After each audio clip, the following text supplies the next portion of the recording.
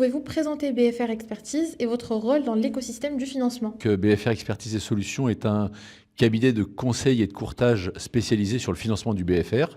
Donc on a aujourd'hui un peu plus de 10 ans d'existence et nous accompagnons des corporates de toute taille sur leurs problématiques de financement du BFR. Donc on travaille les trois composantes du BFR, principalement celle du post-client, avec la négociation ou la renégociation de programmes d'affacturage en France, en Europe. On travaille également la dette fournisseur au travers de programmes de reverse factoring.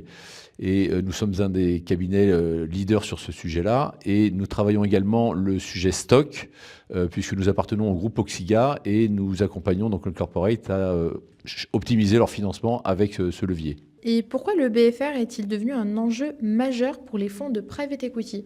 Le BFR, c'est un enjeu effectivement pour les fonds, et pas que, mais les fonds évidemment sont bien, c'est un véritable sujet pour eux.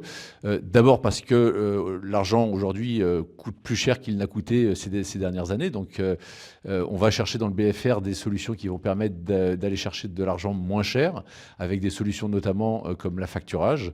La facturage qui est un produit qui aujourd'hui est très compétitif, puisque la France est le deuxième marché mondial. Il y a une vraie compétition entre les facteurs et ça permet d'aller chercher des niveaux de coûts véritablement bas. Et selon vous, quels sont les leviers les plus efficaces pour optimiser le BFR dans un contexte LBO? D'abord, le BFR, avant d'être financé, il faut qu'il soit optimisé, c'est-à-dire qu'il faut travailler tous les leviers dans une volonté véritablement d'aller stretcher, d'aller raccourcir je dirais le poids du BFR. Et puis une fois qu'on l'a bien travaillé, il faut le financer.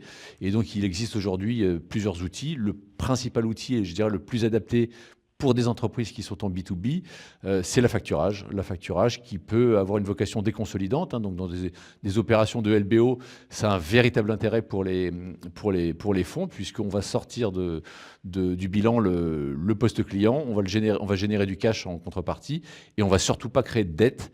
Donc ça a un effet très intéressant pour les entreprises sous LBO. Et est-ce que vous avez un exemple récent de l'intervention de BFR Expertise dans le cadre d'un LBO? Oui, bien sûr. Alors on travaille nous beaucoup, principalement avec les fonds d'investissement. Donc on travaille avec une quarantaine de fonds d'investissement en France, mais également en Europe. Et on travaille beaucoup avec des fonds qui ont des entreprises sous LBO. Donc on a pu traiter, on traite à peu près 40 à 50 deals par an, beaucoup sous LBO. Si je peux alors c'est toujours compliqué de citer le nom d'une entreprise, mais on a par exemple structuré un programme d'affacturage à vocation déconsolidante pour un groupe qui fait de la croissance externe. Donc on a été chercher dans le poste client du cash additionnel pour compléter